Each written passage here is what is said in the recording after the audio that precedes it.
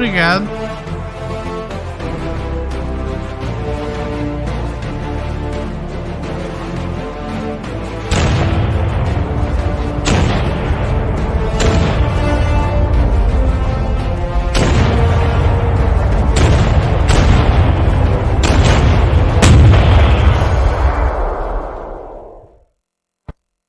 Imagine que você está comandando um grande navio de guerra blindado rumo à batalha. Você atirou contra o inimigo, acertando o alvo com pelo menos um projétil. Parabéns! Ainda melhor, acertou algo bastante blindado, então o que estiver do outro lado dessa blindagem provavelmente é muito importante para o funcionamento contínuo daquela embarcação inimiga. Pode ser a maquinaria deles, seus depósitos, ou até mesmo as armas em uma torre que acabou de revidar. No entanto, a próxima etapa do processo é que o projétil realmente tem que penetrar a blindagem que atingiu. O resultado depende em parte do tipo de projétil disparado e da blindagem atingida. Uma esfera sólida de ferro atingindo uma placa de ferro nos anos de 1860 vai ser um caso bastante diferente, comparado a um projétil perfurante de blindagem com capa atingindo aço endurecido em estilo de Safra na Primeira ou Segunda Guerra Mundial e tudo entre esses cenários. Para simplificar, consideraremos apenas a mecânica da penetração de projéteis durante o período final da Primeira e Segunda Guerra Mundial. E as suposições que estamos fazendo é que o projétil está se movendo relativamente rápido, tem algum tipo de capa perfurante de blindagem e está impactando uma placa de aço que tem uma face endurecida e um fundo mais macio, mas é um pedaço homogêneo de metal. Note que, é claro, como resultado, as descrições que se aplicam a combates de tanque contra tanque, particularmente na Segunda Guerra Mundial ou logo depois, geralmente não se aplicam porque a maneira como a maioria dos projéteis de tanque penetra na maioria das blindagens de tanque, pelo menos antes de entrarmos em compostos modernos, é um pouco diferente de projéteis AP com capa atingindo aço temperado na face. Existem exceções a essa regra, mas enfim. O principal problema que você tem agora é que seu projétil é necessariamente um corpo oco rígido porque tem um explosivo dentro dele, que está impactando uma placa de armadura muito mais massiva. No ponto de contato com um projétil sendo um objeto relativamente duro e a face da armadura também sendo dura, você vai se deparar diretamente com uma das leis de movimento de Newton, aquela que diz que toda ação tem uma reação igual e oposta. E assim, se um projétil, relativamente falando, pontiagudo, atinge a placa de armadura, a força do impacto do projétil é, claro, transmitida para a armadura, mas uma força igual e oposta de resistência é transmitida de volta para o projétil. Agora, em uma colisão que ocorre ao longo do tempo entre objetos mais macios e dúcteis, a distribuição da energia envolvida pode ser espalhada ao longo desse tempo, em comparação com objetos relativamente duros e rígidos. Mas sempre haverá uma onda de choque inicial que se propaga a partir do breve momento em que nem o projétil nem o alvo se deformaram em um grau significativo. Essa onda de choque, a propósito, é o que gera a maioria dos estilhaços quando uma bola de canhão atinge o lado de um navio de madeira, mas eu aconselharia a ver o vídeo que foi feito sobre isso no Museu Vasa, se você quiser aprender mais sobre esse tipo mais antigo de interação entre tiro e casco. Agora, no nosso caso, porque estamos olhando para a armadura de placa endurecida versus uma casca relativamente dura, não estamos contando a tampa AP por 1 minuto, e você verá o porquê em 1 segundo. A onda de choque seria, claro, muito mais poderosa, parcialmente devido às energias muito maiores envolvidas e parcialmente porque, graças à natureza dura de ambos os objetos, o tempo envolvido na transmissão da energia é muito reduzido. É por isso que você pode pegar uma bola de gude de vidro bem robusta e jogá-la em uma mesa de madeira e provavelmente ela não vai se quebrar, mas faça exatamente a mesma coisa em uma bigorna de metal sólido e há uma boa chance de que ela se quebre. É exatamente a mesma energia, é apenas como essa energia é distribuída ao longo do tempo de impacto. Agora, o que tudo isso soma é que agora existem duas tensões bastante grandes agindo na casca. A onda de choque viajando para a casca a partir do ponto de impacto e a compressão da casca devido à inércia, pois no momento do impacto a ponta da casca parou, ou pelo menos desacelerou substancialmente, dependendo do nível de detalhe da análise, mas o restante da casca ainda tenta avançar na direção original. Deixado neste estado, a onda de choque poderia fazer a casca se estilhaçar, ou a compressão poderia fazer a casca se dividir e se dobrar sobre si mesma, ou, mais realisticamente, uma combinação de ambos faria a casca explodir por dentro, deixando você com, no melhor dos casos, uma explosão de baixa ordem. Externo à placa de armadura,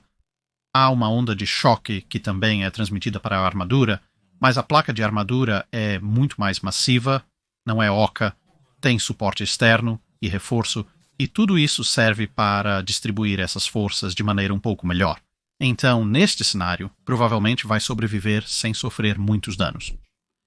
Observe que se você tem um projétil muito grande, como os de 18,1 polegadas do Yamato ou os super pesados de 16 polegadas, impactando uma armadura muito fina, digamos em um cruzador leve, isso basicamente inverte tudo o que foi dito acima, mas como estamos assumindo que estamos falando de um confronto entre navios de guerra, para que seu projétil não se desintegre ao impacto, ele tem a ponta perfurante de armadura. Agora, dependendo de quão dura é essa ponta perfurante de armadura, os efeitos ao impacto podem ser um pouco diferentes, mas como o tipo mais duro de ponta perfurante de armadura é muito mais comum se você agregar todos os projéteis de navios de guerra da Primeira e Segunda Guerra Mundial como um todo, vamos considerar esse cenário. A ponta perfurante de armadura vai estar ligada ao corpo principal do projétil, mas não muito. Os pontos de fixação têm que ser suficientes para garantir que a ponta fique no lugar enquanto o projétil está sendo disparado, enquanto está voando pelo ar e durante o impacto inicial, mas é basicamente isso. Agora, a ponta perfurante de armadura não deve ser confundida com o escudo de vento, que é uma cobertura muito mais alongada e em forma de cone que vai em cima do projétil e da ponta e está presente para fins aerodinâmicos. É tão fino e frágil em relação a tudo o mais que está envolvido nesta colisão que, embora se desintegre praticamente no impacto, pode essencialmente ser considerado como não presente para os fins de penetração de armadura.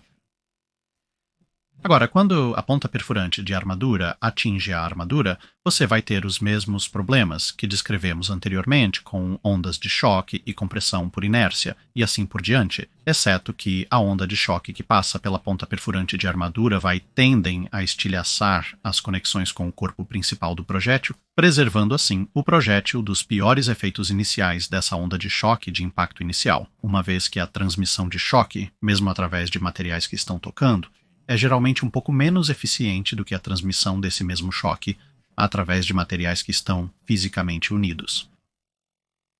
Em seguida, como a ponta perfurante de armadura é essencialmente apenas uma massa côncava sólida de metal, ela pode ser substancialmente mais dura do que o corpo do projétil, que não pode se dar ao luxo de ser muito frágil, e assim a ponta perfurante de armadura, impulsionada por sua própria inércia, bem como a do projétil atrás dela, essencialmente começa a aniquilar mutuamente com parte da placa de armadura, idealmente perfurando um buraco na face endurecida, mesmo que a combinação da onda de choque do impacto, a colisão contínua e a pressão exercida pelo fato de agora estar presa entre a placa de armadura de um lado e o restante do corpo do projétil que se aproxima do outro, tendem a destruí-la.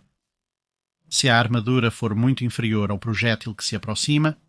então essa ponta perfurante de armadura pode ser levada adiante como um todo ou em parte substancial, mas para os propósitos do que estamos descrevendo, estamos assumindo que o projétil e a armadura são relativamente bem combinados e, se a penetração ocorrer, será apenas por pouco.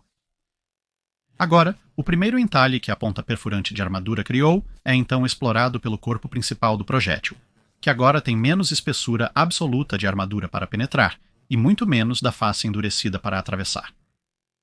E se esse impacto ocorrer longe do perpendicular, isso também pode dar ao projétil um grau de normalização, realinhando o projétil mais próximo do perpendicular, que é o ideal se você quiser maximizar a penetração, e isso acontece em parte devido ao atrito de alguma parte da ponta perfurante de armadura, sendo a primeira a atingir a armadura antes do resto, o que gera um momento rotacional em direção ao perpendicular.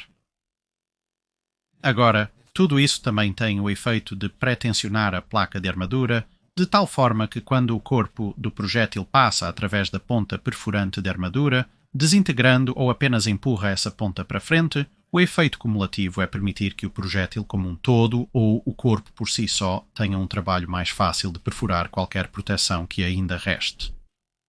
Evidentemente, tudo isso ocorre em uma fração de segundo. Esta é uma visão simplificada da penetração de projéteis decoraçados na Primeira e Segunda Guerra Mundial, pois na realidade deve-se considerar outros fatores, como o impacto ser mais relacionado à mecânica dos fluidos do que às colisões de material sólido, o que seria esperado.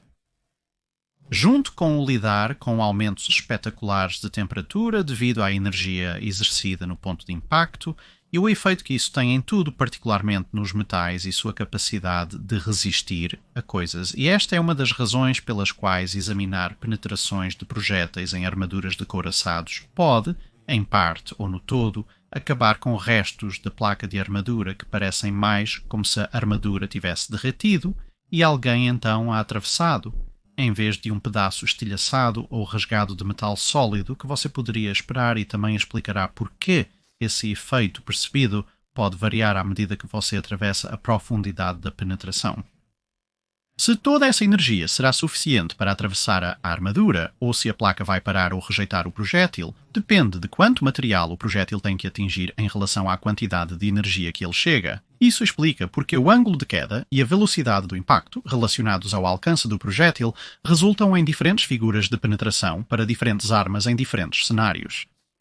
E claro, exatamente que tipo de material, em termos de dureza, resistência, a atração, etc., que você fez tanto os componentes do projétil quanto a armadura também vai afetar as coisas. E claro que isso é antes de você ter várias variáveis da batalha que podem incluir, mas novamente não se limitam ao papel do navio-alvo que pode mudar o ângulo de impacto a qualquer momento. A qualidade e confiabilidade do propelente do projétil podem fazer com que ele chegue com mais ou menos energia ou em um ângulo mais íngreme ou mais raso do que teoricamente se teria no papel.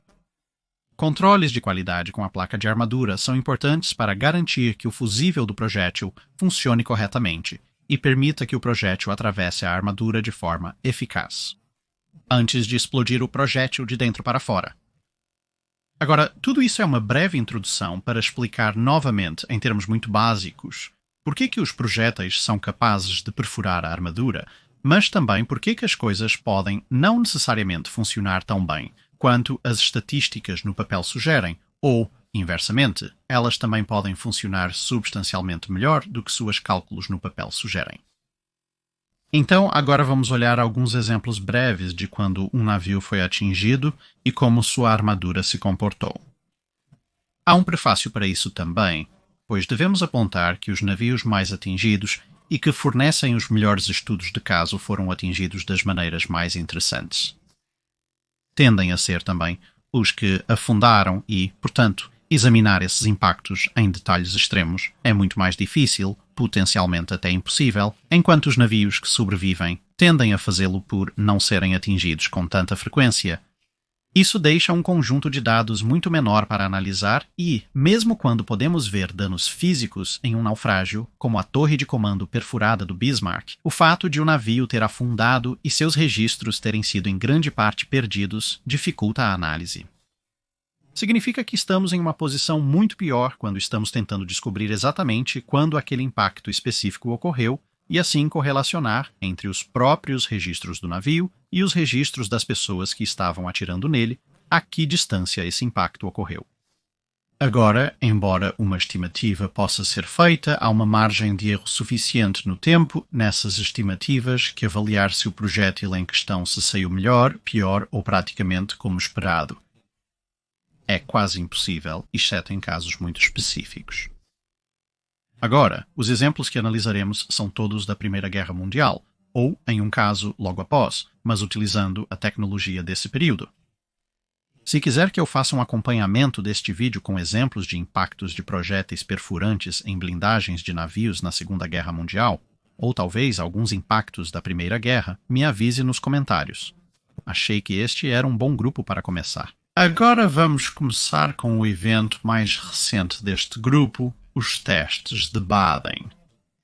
Claro que o encouraçado alemão Baden foi um dos poucos navios que foram impedidos de afundar completamente quando a maior parte da frota de alto mar se autodestruiu em Scapa Flow, E após a guerra, os britânicos decidiram bem, vamos usar este navio para alguns testes. Neste caso particular, testes das então novas granadas verdes de 15 polegadas em várias circunstâncias sob vários tipos. Para este propósito, o Baden foi inclinado em um ângulo de 11 graus em direção ao monitor His Majesty's Ship Terra, que estava estacionado a uma curta distância e armado com um par de canhões de 15 polegadas. A carga para cada um dos canhões de terra foi reduzida de tal forma que as granadas atingiriam o alvo a cerca de 1.550 pés por segundo, com um ângulo de queda resultante da granada saindo do canhão e percorrendo essa distância de pouco menos de 2 graus. Agora, como terra estava perto o suficiente para escolher elementos individuais de carga para mirar. É por isso que essa queda em si é bastante pequena. Você combina essa queda, no entanto, com a lista artificial, e os projéteis agora estão impactando em um ângulo de cerca de pouco menos de 14 graus. O efeito geral da velocidade reduzida e deste ângulo de impacto revisado essencialmente simula o efeito de um projétil que está atingindo, tendo sido disparado a cerca de 15.500 jardas de distância, sem realmente ter que atirar dessa distância. O navio também balançava um pouco, é claro, como seria em uma batalha real, e, portanto, o ângulo preciso de impacto para qualquer tiro dado variaria um pouco, em 1 grau ou 2. Várias partes do navio foram alvo de rodadas AP, rodadas HE e rodadas CPC. Mas os tiros de interesse para nós neste vídeo são alguns que foram direcionados a uma placa de armadura de 350 mm ou 13 polegadas e 8, especificamente a placa de armadura encontrada nas faces da torre de barbette e nas torres de comando a bordo do Baden. Se esses tiros penetrariam no papel, depende de qual fonte específica você escolher, mas a maioria delas parece sugerir que um projétil da era da Primeira Guerra Mundial, como os que foram usados, teria dificuldade em penetrar na faixa simulada e apenas os projéteis da era da Segunda Guerra Mundial, que são um pouco mais pesados e um pouco mais modificados, teriam uma chance razoável de passar e, mesmo assim, provavelmente apenas por pouco. Mas das 3 conchas armadura perfurante de conchas que foram disparadas contra esta armadura, a primeira conseguiu penetrar a armadura Varbet de uma das torres traseiras e causou danos substanciais aos rolos da torre por dentro, o que teria desabilitado a capacidade da torre de atravessar em combate, essencialmente tirando-a de ação. O efeito da explosão interna nos homens e na munição nas proximidades é desconhecido, pois, sendo um Hulk, nenhum desses estava presente. O próximo tiro foi contra a placa frontal da torre de superdisparo, à frente, e isso atravessou tudo, parando contra o trilho de recuo da arma direita. O primeiro projétil atingiu em um ângulo cumulativo, uma vez que você leva em conta a queda, bem como qualquer deslocamento horizontal, de cerca de 11 graus, e o segundo chegou em algum lugar por volta de 17 graus, mais ou menos 1 grau, já que a torre estava parcialmente virada para longe do terror. E mais uma vez, esses são ângulos cumulativos levando em conta o ângulo de queda e o ângulo horizontal. O último tiro atingiu em um ângulo cumulativo de aproximadamente 30 graus na torre de comando e, embora a armadura da torre de comando tenha quebrado, rachado, estufado, e a placa foi impulsionada pelo impacto, no final das contas, o interior da torre de comando permaneceu amplamente intacto, embora se tenha encontrado lascas que ricochetearam por dentro e, claro, o efeito que isso, mais o choque transmitido, poderia ter tido na tripulação era desconhecido devido, obviamente, à ausência compreensível de quaisquer seres vivos lá dentro em primeiro lugar. Portanto, no geral, o 15 polegadas 42 com as conchas do Menino Verde superou o esperado em comparação com os dados esperados no papel, por quase 2 polegadas adicionais efetivas de penetração, exceto quando foi disparado em um ângulo de impacto significativamente maior.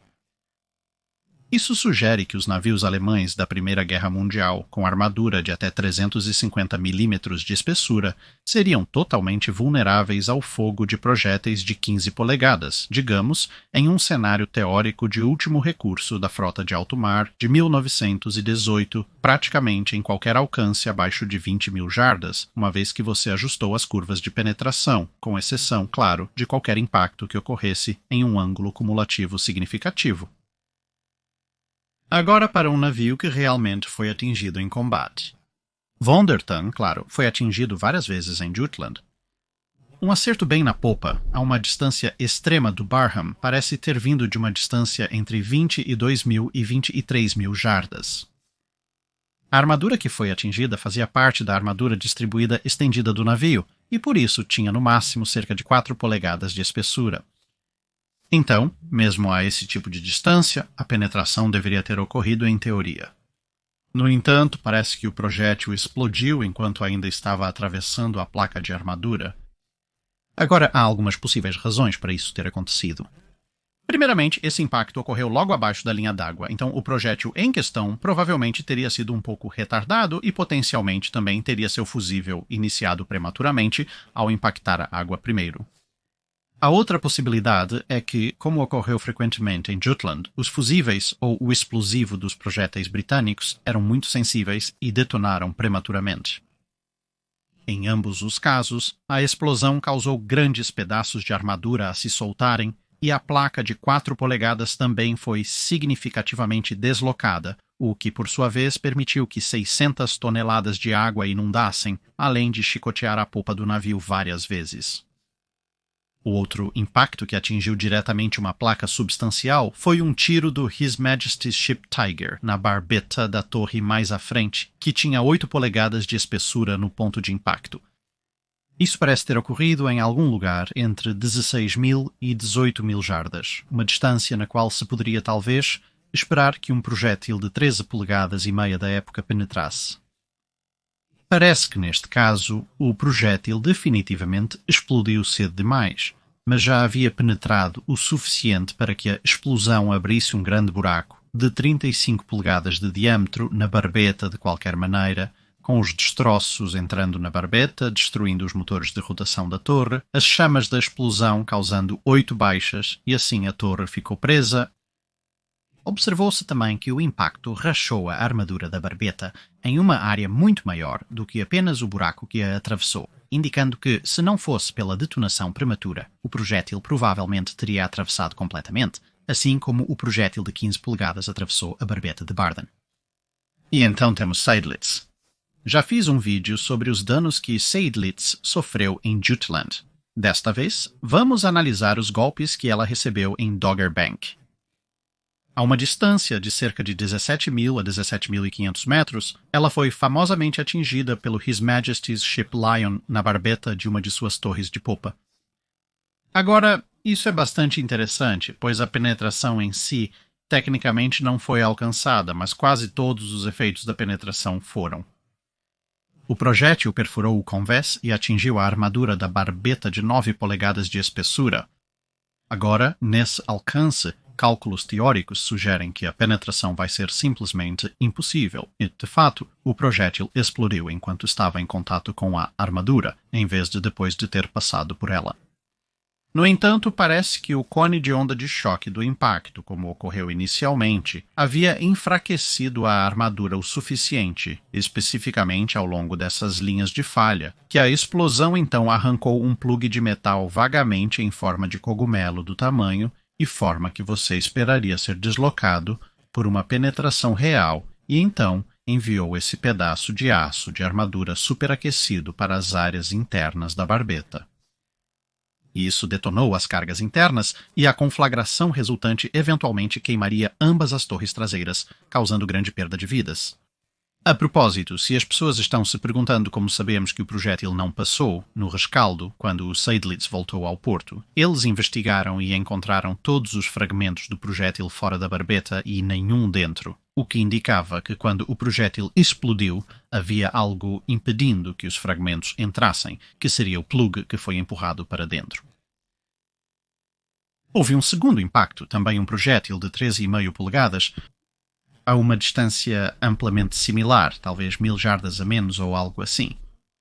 O projétil atingiu a blindagem de 12 polegadas, mas não conseguiu fazer muito além de empurrá-la levemente. Isso resultou em um pequeno vazamento, pois a quantidade que a blindagem foi empurrada não era maior que a espessura da placa, então nada de grave aconteceu. Como o impacto ultrapassou o alcance onde a penetração era provável, o resultado não surpreende.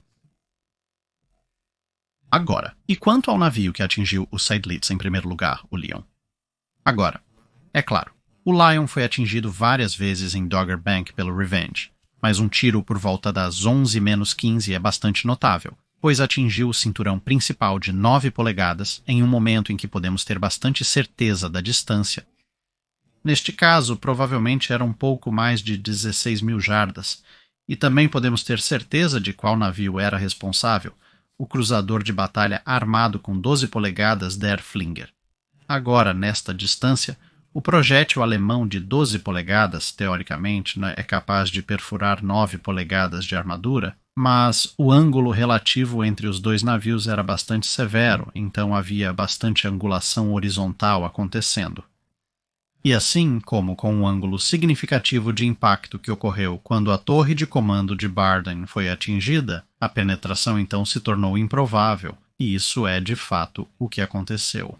O projétil explodiu na armadura, mas não penetrou. No entanto, a força da explosão e o impacto físico do projétil conseguiram empurrar a placa para dentro.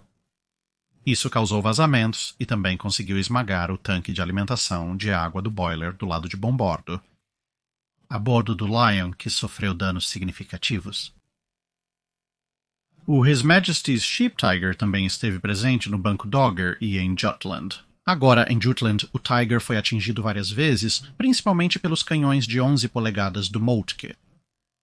O tempo preciso. E, portanto, as distâncias em que a maioria desses acertos ocorreu são um pouco difíceis de discernir devido à necessidade óbvia de combinar os registros parciais de ambos os lados em termos de...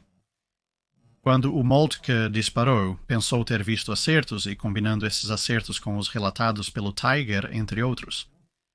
Mas onde algo pode ser dito sem fazer dias e dias de pesquisa sobre cada único acerto é um par de acertos de projéteis de 11 polegadas em sua blindagem de cinto de 9 polegadas que veio entre as duas torres traseiras.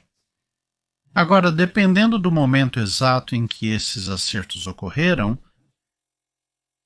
eles deveriam ter passado direto pela armadura ou estarem apenas na beira da penetração se você usar figuras de papel, mas nenhum desses projéteis conseguiu passar ou até mesmo chegar perto de passar. Isso provavelmente é uma combinação de algum componente de ângulo horizontal no impacto, bem como a qualidade da placa de armadura do Tiger, a placa de armadura britânica para qualquer espessura sendo realmente muito boa. Vários outros acertos, principalmente por projéteis de 11 polegadas, foram registrados em várias barbetas e torres a distâncias mais próximas, mas exatamente quais eram essas distâncias é mais difícil de discernir do que esses dois acertos na cinta, e o dano que eles causaram é variado. Um projétil de 12 polegadas, por exemplo, não conseguiu penetrar a barbeta da torre mais à frente, embora fumaça e gases tenham sido gerados dentro da referida barbeta e ambas as torres traseiras foram atingidas por projéteis de 11 polegadas.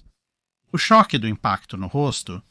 a armadura da Torre 10 lascou, desativando-a temporariamente e causando várias baixas, mas a tripulação a reativou em 7 minutos.